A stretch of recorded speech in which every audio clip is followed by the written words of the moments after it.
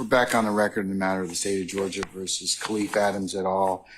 In indictment 22 SC 183572. All right, Mr. Stilwell, Mr. Boston, Mr. Sharp, good morning, gentlemen. All right, Mr. Williams, Mr. Steele, Mr. Adams, and Mr. Renard, good morning, counsels. All right, Mr. Kendrick and Mr. Weinstein, good morning. All right, Mr. Huey, Mr. Matthews Jr., good morning, sir. All right, Mr. Nichols and Mr. Harvey, good morning. Mr. Garner, good morning. All right. Mr. Ryan and Miss Abbasi, good morning. How are you? All right, great, great.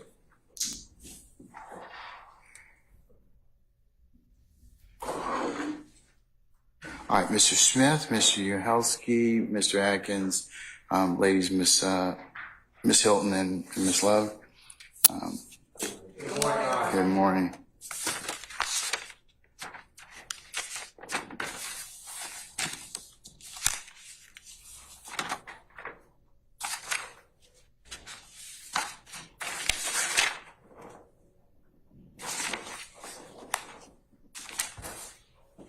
Miss Randolph? Who's your, Miss Knight? Miss Knight? Good morning, madam. How are you? All right, okay, all right.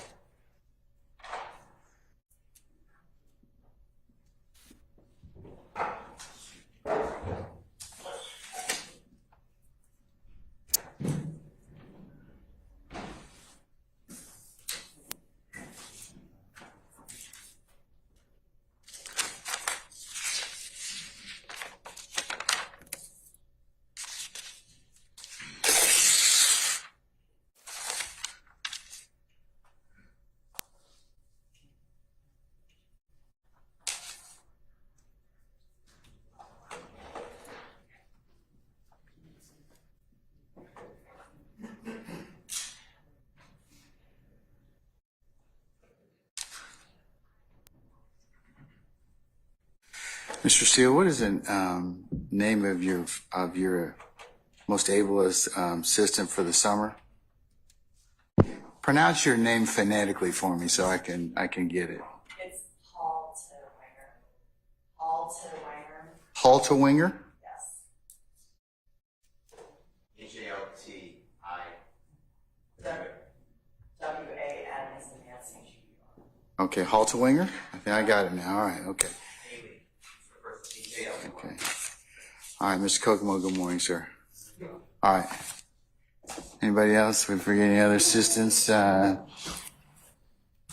right, okay. All right, I am in possession of the correspondence between Mr. Steele and the rest of you, which I'll mark as the next court's exhibits in order. And I'll hear entertain brief argument on the issue of the admissibility of Mr. Winfrey's indictment, which the court has been given a copy of. The redacted indictment, is that correct? Yes. Okay, all right.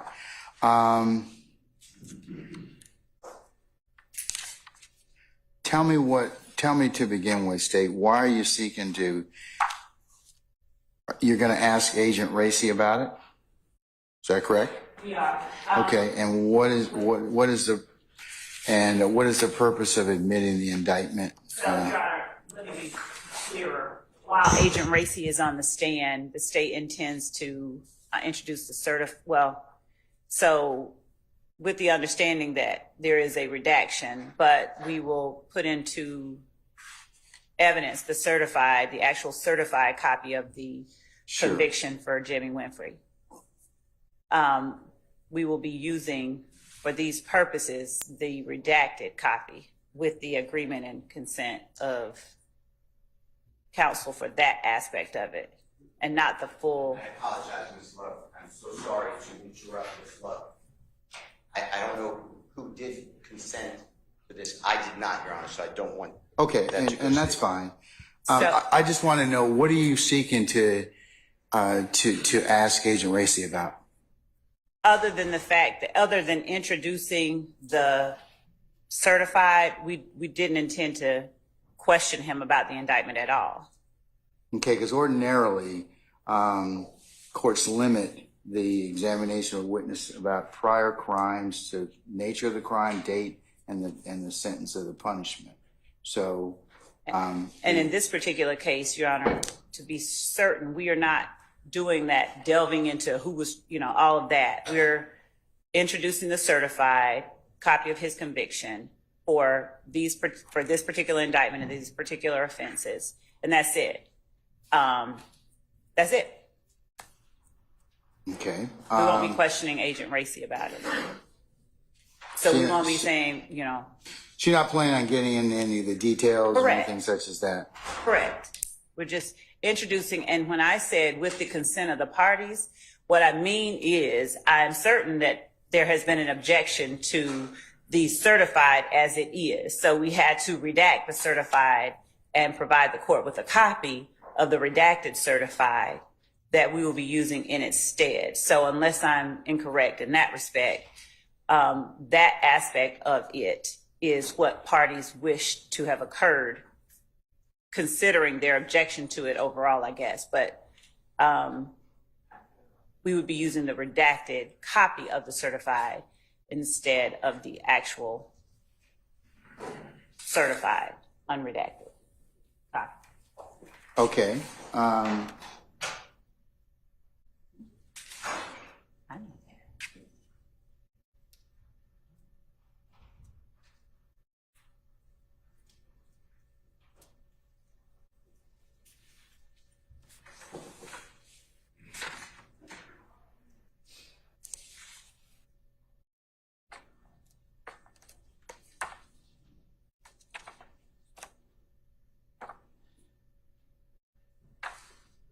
Okay, is it okay? So assuming you're just going to ask this and over objection, if it's in proper form, and the court allows it, is there any other purpose that you are attempting to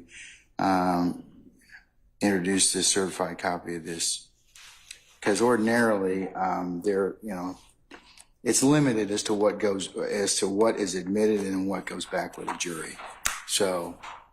That's the other aspect. Well, the what goes back to the jury part of it, we weren't even addressing yet. And with the court's permission, we would like to address that at a later time as it gets closer to that point.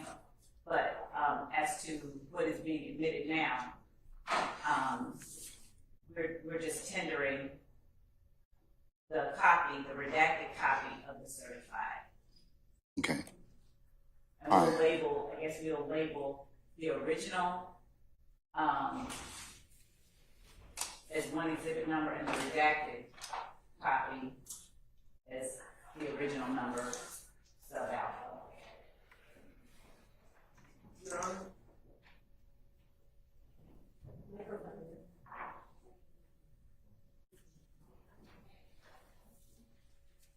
Oh, and I'm sorry, Judge. Ms. Hilton has just reminded me, the court inquiry may have to do with why we're bringing it in, and it's part of the proof of this overt act.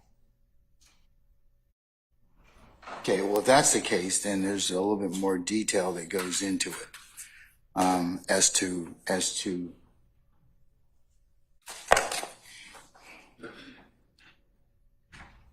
and I have to apply a 403 balancing test as to this. So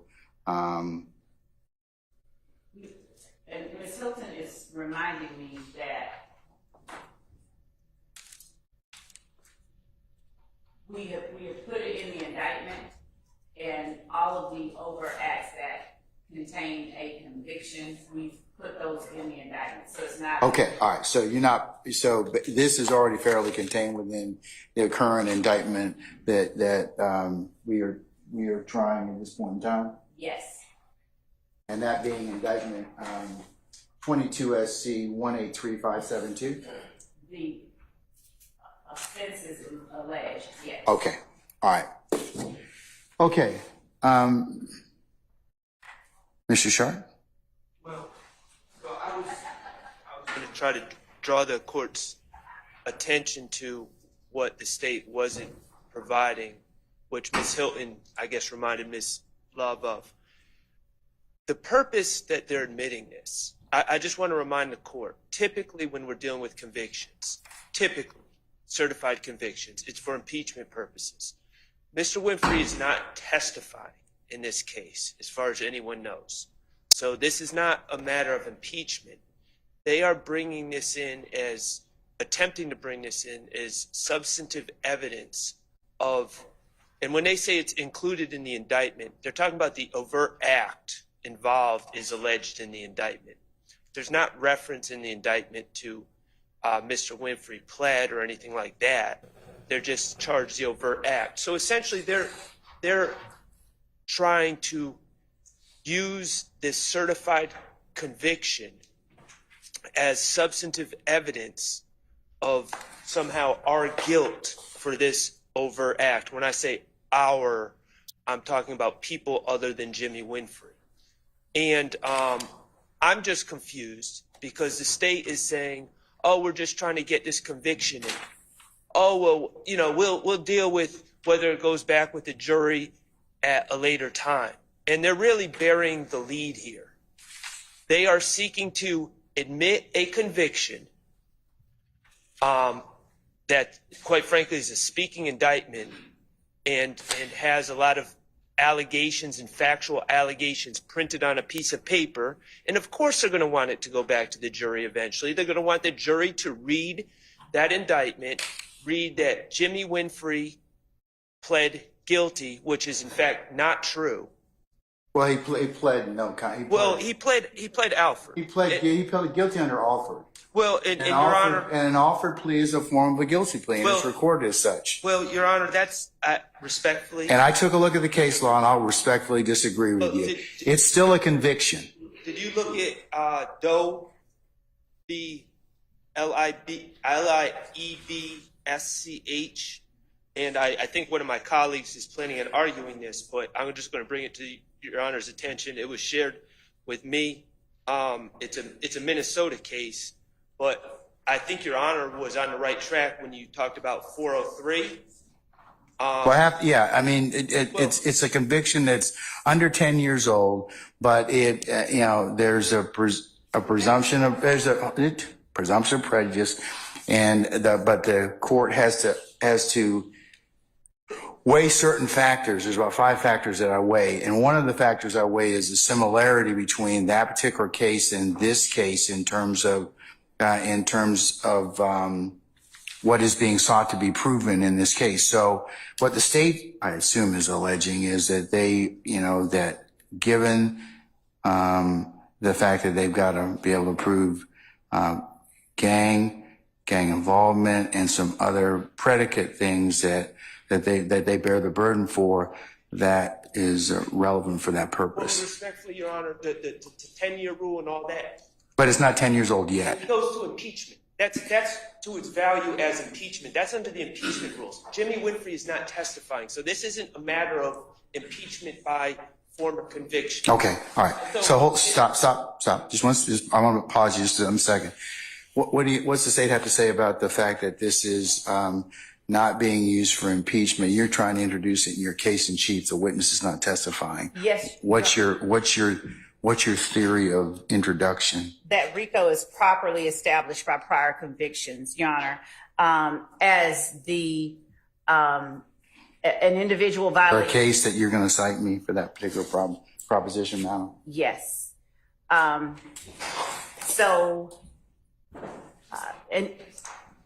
right, let me see it. Let me look at it.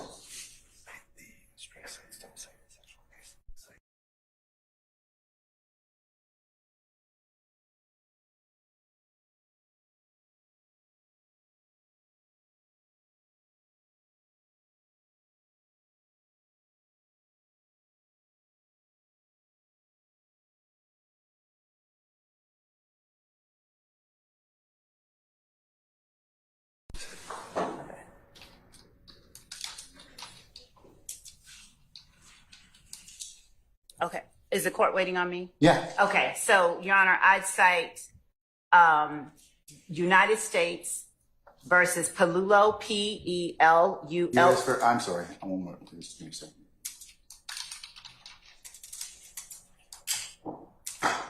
What's the name of the spelling? P? E-L-U-L-L-O.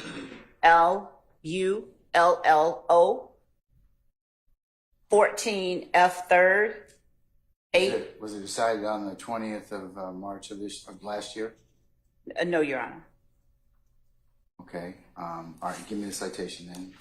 14 F 3rd, 881 at Pennsite 888. You said 14 F 3rd. Yes, Your Honor. 881 at page 888. Right. 1990. For the proposition that prior convictions are routinely admitted into evidence at subsequent RICO trials.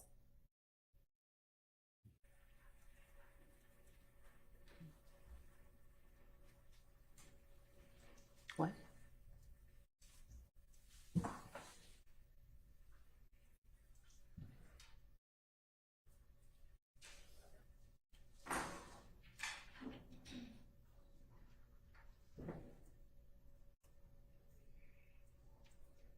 Where the court says, as an ordinary piece of evidence, a judgment is subject to evaluation by the fact finder, who can accept or reject such evidence as it deems appropriate. Also see, when the court is ready, I'll cite the next case.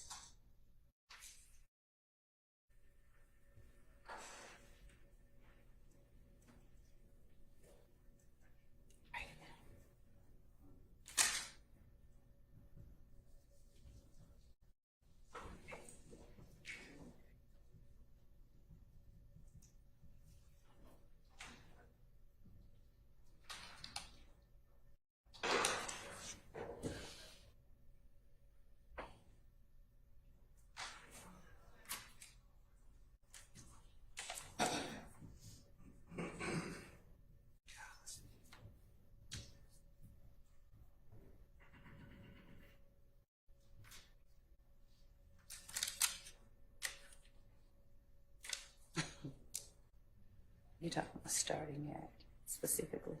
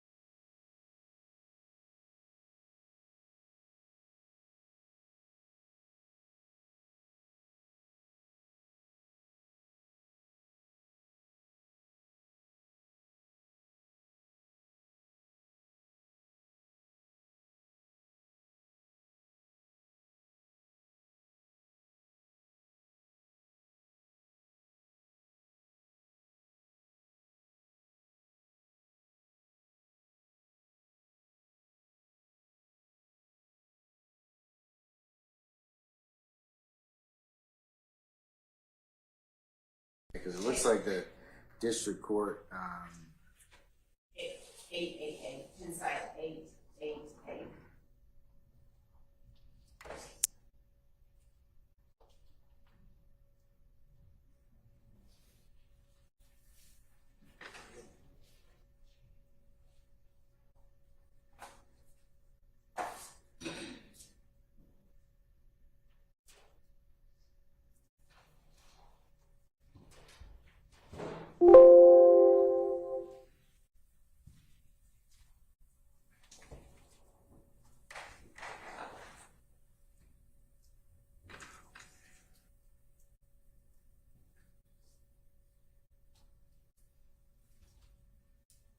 you said 88838, is that it? Yes, Your Honor.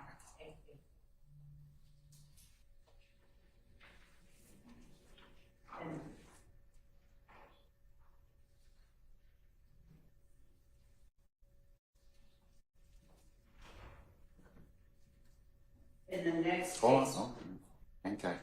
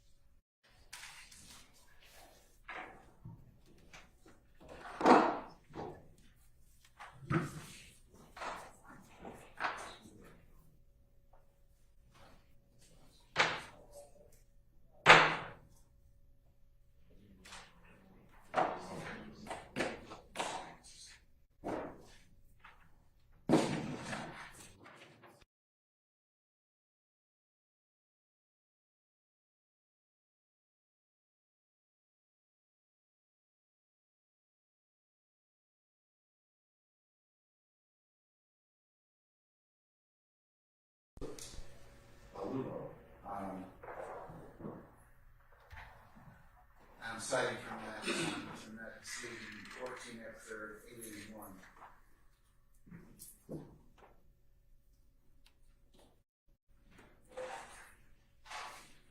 Who argues that although the conduct underlying the prior conviction may serve as a predicate act in a subsequent RICO prosecution, there's no legal authority the government may present evidence of actual judgment of conviction from a previous jury trial on the same indictment. The essence of this position is that it's too prejudicial to a defendant to admit this evidence because the judgment of the conviction comes from the same indictment as the jury presented as before it for resolution. In effect, this is an argument under 403 of the Federal Rules of Evidence. So in the Blulow, the judge didn't do the balancing test, and that's what caused the appellate court to remand it back. So that's the court. That's my reading. And so, Your Honor, to continue with that, the government may introduce evidence of prior convictions to establish the commission of predicate acts in a RICO prosecution that the court would see United States versus TOCO, TOCCO, 200. COCCO? Yes, Your Honor. What is it? 200 F 3rd 401 at Penn Site 417 Okay, I'm using through 418. And in that, Your Honor, as the court is looking that up, I'll just say briefly. Oh, I can't read it. You're not going to do one thing or the other, okay? Yes. I can read and That's do fair. this, or I can listen to you. But just Read it. give me a second, okay? All right.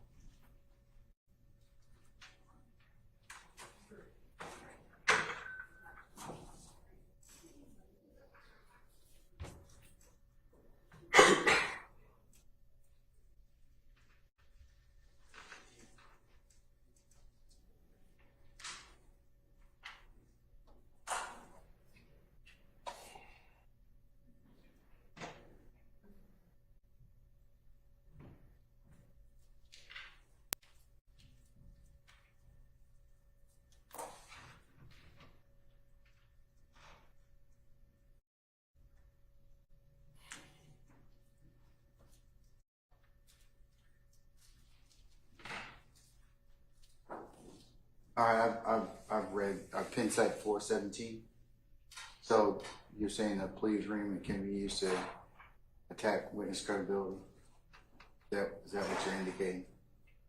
Your Honor, the district court's admission of a co-defendant's prior conviction was permissible to establish RICO predicates because the evidence was not used as collateral estoppel.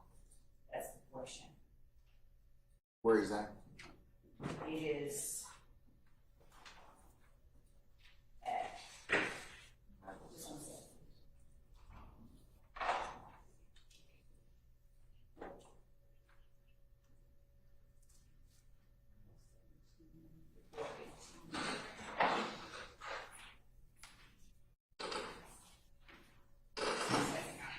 I see it now. I see it now.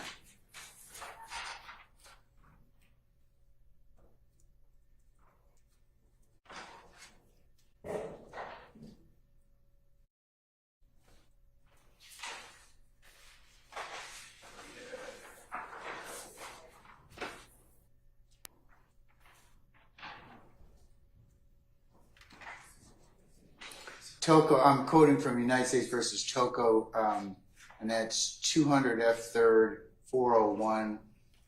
Toko argues that the government is not permitted to rely on the judgments of conviction to prove the predicate acts of a RICO charge. Such use of those convictions, he claims, institutes improper offensive collateral estoppel, relying on the reasoning in United States versus Palullo, 14 F 3rd 881.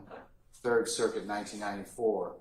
In Palullo, however, the district court held that the previous conviction of a defendant established the existence of a predicate act under RICO, and the court instructed the jury to recognize that predicate act as a matter of law.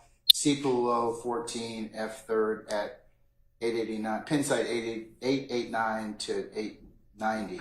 The instant case is different because the district court here entered into evidence the convictions of Toko's co-defendants, who had the opportunity to show the jury that he was not involved in their crimes. Furthermore, the court did not give a collateral estoppel instruction as the court did in Palullo. The government explained that whether or not Mr. Toko was connected to that is a jury question for the jury to determine. Also, there was other evidence that corroborated the information about the convictions in question. Thus, because no collateral estoppel effect was given, the challenge evidence, Toko's argument is unfounded. And Your Honor, further, the 11th Circuit in United States versus Gonzalez at 921 F 2nd 1530, Penn sites 1535 through 1539, in analyzing the United States Supreme Court case of Garrett versus the United States, which I'll give a cite for. Let me have the Gonzalez site. How do you spell Gonzalez again? Gonzalez.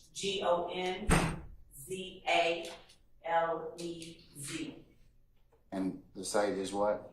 This is the 11th Circuit case? It is 921 F 2nd 1530, and the Penn site when the court is ready.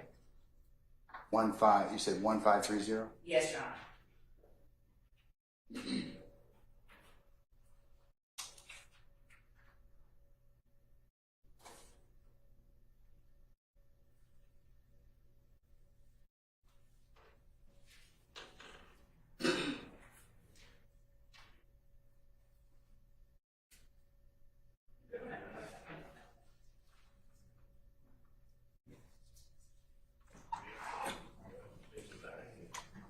Division 2 Art Gonzalez at Penn site 1535 through 1539. 1535. Yes.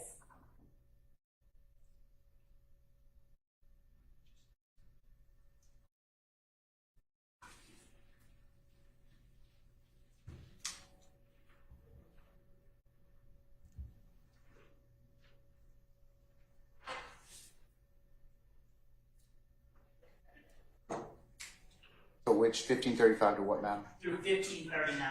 All right.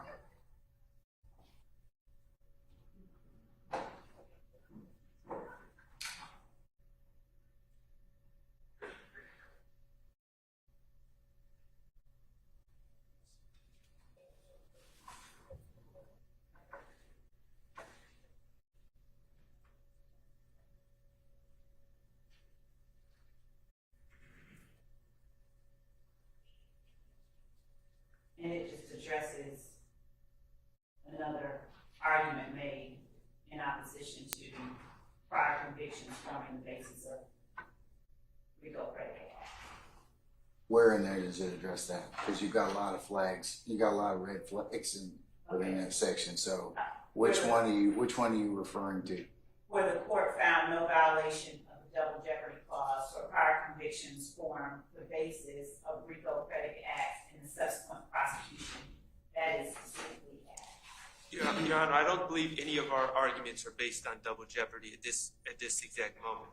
And Your Honor, with respect, the purpose of giving these case sites to the court is to show the permissibility of using a certified copy of Jimmy Winfrey's conviction for this event, this predicate act that is in our indictment. So it's to show that there is legal support. Okay. for that. All right. Also, Judge, United States versus Scarpa, SCARPA 9. Spell the last name, please, again, madam. It is Sierra, Charlie, Alpha, Romeo, Papa, Alpha. And the citation is?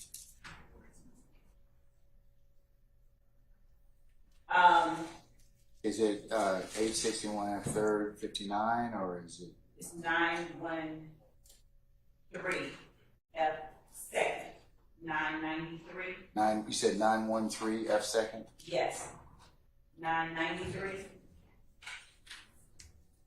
At pin site 1013 through 1014. All right, let me get that, please.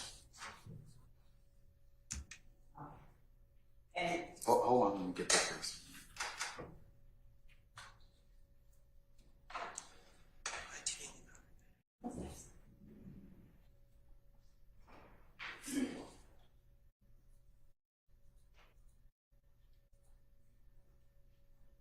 Scarpa looks like it was overruled by another case.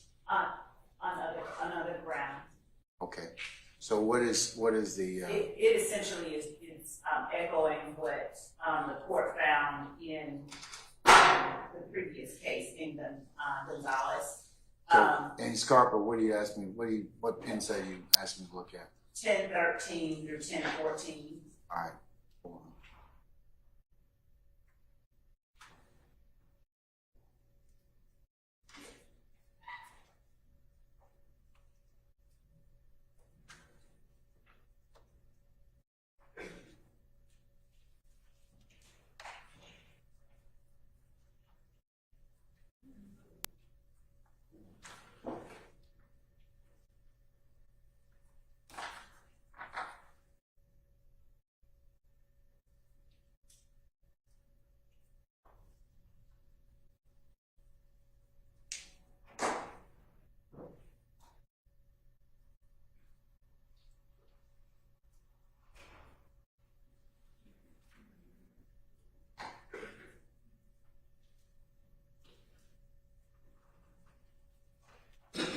All right, this deals with basically the strike portions of the indictment. Court in Scarpa disagrees. Motion to strike surpluses from an indictment will be granted only where the challenge allegations are not relevant to the crime, or inflammatory or prejudicial. And they cite United States versus Napoleano, 552 F sub 563 580, Southern District of New York, 1982. It says evidence of an allegation is admissible and relevant to the charge, and regardless of how prejudicial language is, it may not be stricken. United States versus Obama, and that's 561 F sub 778 and 797. That's the Southern District of New York case, set 1978. RICO cases, courts refuse to strike allegations of organized crime connections that serve to identify the enterprise and the means by which its members and associates conduct various criminal activities. Now, the court will note that there is an overruling risk in from Napoleano in Illinois versus Gates, which was decided June 8th of 1983. Are you certain that none of those will affect this? Is that, what other grounds are you talking about? In particular within SCARPA, where the court cites United States versus Persico, PERSICO,